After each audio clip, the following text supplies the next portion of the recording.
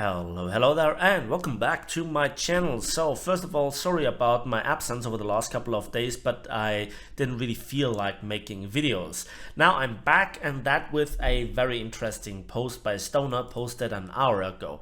It is both interesting to read what stands in it, but also what is missing, and that doesn't really fill me with confidence for the next economy update. Without further ado, let's go straight into it. As usual, you'll find the link to this post in the video description down below. Let's go straight into the controversy with the German M48A2C and the Soviet T-44. In a nutshell, both tanks are currently sitting at a battle rating of 7.0, and they were intended to go down to 6. For the T-44-100, I would support this idea because it is overall like a Panther II, only a bit worse, and the Panther II, as we all know, sits at 6.7 for those who have it. The German M48A2C by itself is one thing to talk about, but it only makes really sense if we then also think about the original American M48. So first of all, there is already a controversy with the American sitting at 7.3 battle rating, and the German one with, you know, a bit stronger engine, if I'm not mistaken, sits at 7.0, and it was intended to go even further lower in battle rating, which sounds absolutely crazy if you think about it, because a battle rating difference of 0.7 or 0.66 for effectively the same tank in the overcompressed world of War Thunder is just, well, a world and a half. So how did Gaijin try to justify this? Well, that's funny because it's true. The German one is facing overall opposition that, you know, at the same battle rating is consisting of British tanks with 20-pounders, stabilizers, and APDS and rapid rate of fire and armor that kind of can resist stock grind ammunition. Let me talk you through. The M48 series of tanks are terrible that they have APCR as stock rounds. That is absolutely awful, god awful. However, either by suffering or by golden eagles your way through the problem, you can unlock the tier 1 modification, which is the APCBC round or APHE round. So it has at least a good post-penetration damage effect. You can one-shot tanks from the side, and that makes then the the remaining stock grind bearable. Not awesome, but bearable. However, first of all, versus the Vickers MBT, the FE4202, the Centurion Mark III, and the Carnarvon, together with the T-34, which are the comparative top 5 most frequent opponents for those tanks, in this case the German one, you know, they will get the first shot off more often than not because of the stabilizer, because of the gun handling, because of the rapid rate of fire. If both miss each other or don't damage each other, you know, the British tank in this case has a second chance much sooner, and that's a really decisive factor. Now, there are so many more things and aspects that I can talk you through, but the American one has an easier time one-shotting a Leopard 1, a BMP-1, and the German BMP-1, and also it has a fair chance of sniping the turret phase of the T-44-100 before those tanks also can return the favor. And then, you know, the T-44-100 and the Tiger II have a fair share of problem dealing with the armor of the M48A1 the same way, even fully upgraded, than those tanks can with this one. So the same armor is less viable versus its firepower is then also less viable for the German one.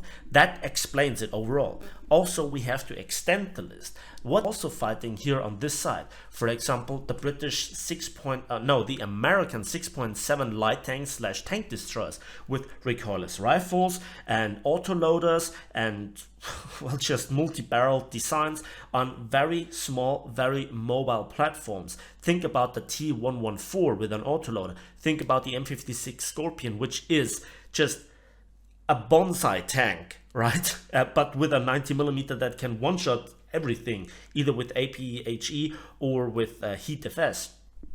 And then also, what about the premium 20-pounders, you know, like the Centurion Action 10 and the STRV 81, you know, the original one. Versus here, yeah, RE251, again, no stabilizer. So in a head-on engagement, you have equal chance to kill each other. So overall, that is just showing a lack of understanding where they're coming from. Yes, they have the statistics, but they are not willing to go further into the game to do something about it. So it's an uphill struggle. Do I support the M48A2 going down to 6.7? No, it is a terrible tank the way that it is implemented in the game, and it just will suffer. And yes, I think that it's stupid that it is intended to go further down, even lower. This is not wearable talking. This is just a statistical fact. I blame Gaijin for not doing anything about it. And if the M48A2 would go down in battle rating to 6.7, would it be really a problem? Just think about this for a moment. Would the tank then all of a sudden be overpowered? Yes, for 5.7 tanks it will be a tough nut to crack from the front, which then it has as a definite advantage over all the other tanks sitting at this battle rating that have equal firepower. Think about the Heat FS and the APHE round, you know. That's a good gun overall. It's just an endless story. Now, endless story number 2, battle ratings. Let's start with the planes. I will talk here firstly about the higher battle ratings, and also I will focus on realistic settings because I haven't played arcade in years, and simulator I'm also not an expert in. Let's start with the F2G1 going from 6.7 to 6.3. I highly disagree with this. First of all, I absolutely like the F2G1, and I personally didn't have really a problem making it count, especially after the 50 cal belt was changed from the early belt to a later belt, which significantly increased the damage output, at least for me.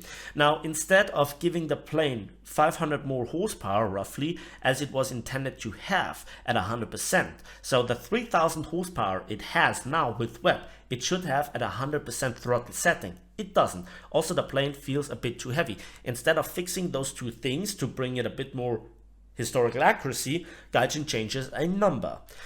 Oh boy. Now, the next thing is here, F-84s come across the board, but literally going down in battle rating. Then there are some other things. And I just said that I won't focus on arcade, but the tendency to increase the battle rating to 9.7 for the Buccaneer.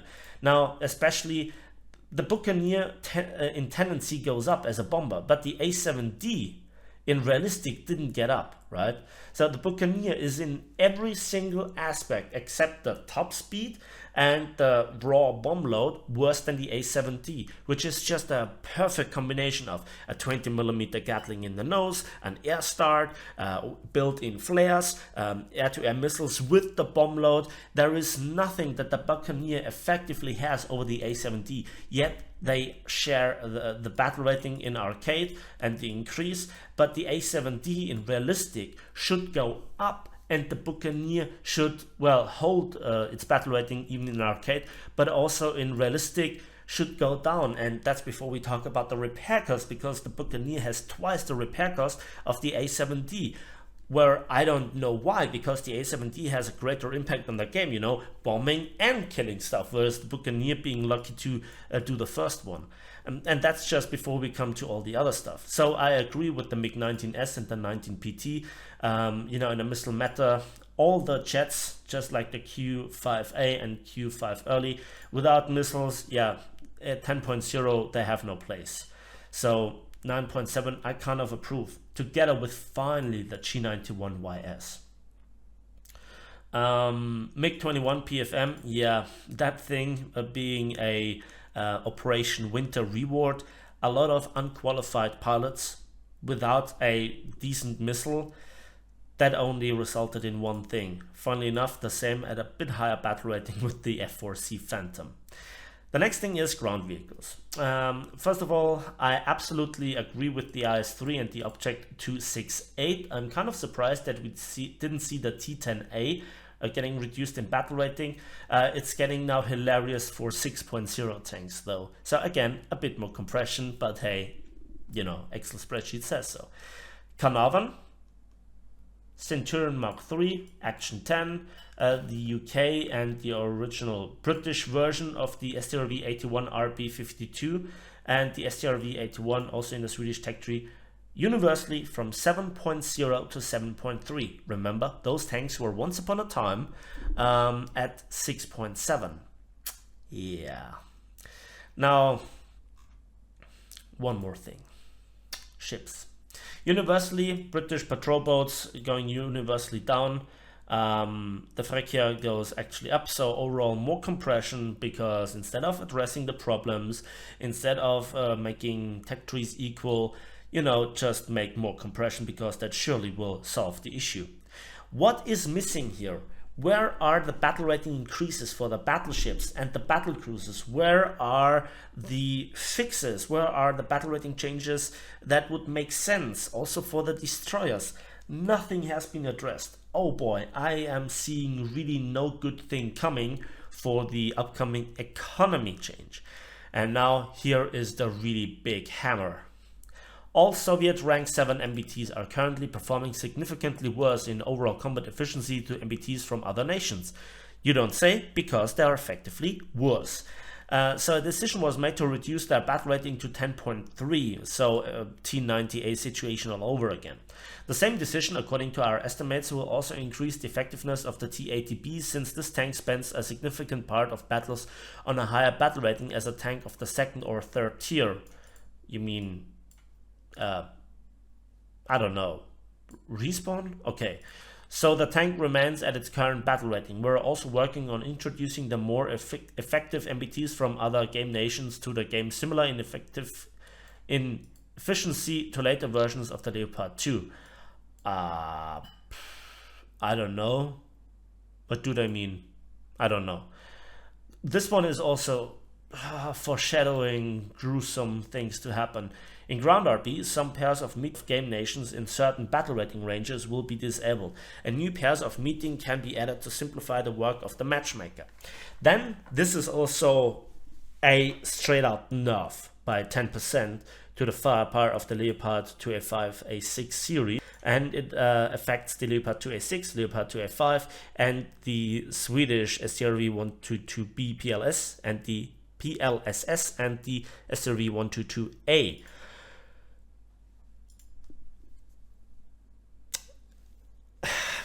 Yeah, going from 6.0 seconds for an ace crew to 6.7 or 6.66 seconds reload for a fully trained ace crew closes the gap to the 7.1 second autoloader for the majority of Soviet rank 7 MBTs that have an autoloader. It closes the gap quite significantly, because the majority of people will not have an ace qualification. They will have the expert qualification, but not the expert qualification. Also, if then Western MBTs take injuries to their commander or lose their commander, or the gunner or the loader rather will be injured, that then makes there no gap to happen, or gives the advantage in reload to the Soviet MBT that also can perform fully with only 2 crew members. The funny thing is, yes, now all the 9.3 tanks can enjoy Soviet rank 7 MBTs, and they will get spammed out because the player base has those tanks, and they will abandon now their precious tanks here, right? But it doesn't matter, because a good portion of those MBTs will then fight as a complete 10.3 team versus the 10.7 team. So the matchmaker won't really change. The experience for the majority of players will not change. Just Gajin, please play your own game from time to time. It would solve so many issues that you then must notice, because this just opens a complete barrel of worms. Those decisions, who thought, this is the process that I don't understand. There must be some vodka abuser at Gaijin that comes up with such ideas or solutions, after he just glanced over statistics. Then he makes a suggestion to his superior. That superior must be currently busy, drinking bath salts or something to approve those ideas. And then they have to implement this. It's not just a happy accident that happens here. There is a complete process behind this from A to B. And it's not just this update. We've seen this throughout the years. Gaijin, please play your own game, please. War Thunder could be so good. It could be so perfect. It's almost there. But why do you insist of making such decisions is just beyond me. I'm so tired of this. And, again, that's before we talk about the lack of changes to ships. Like,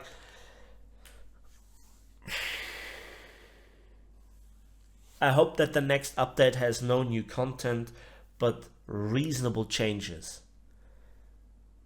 There are so many suggestions made on the forums, on the CC Discord, everywhere. And yet you're making...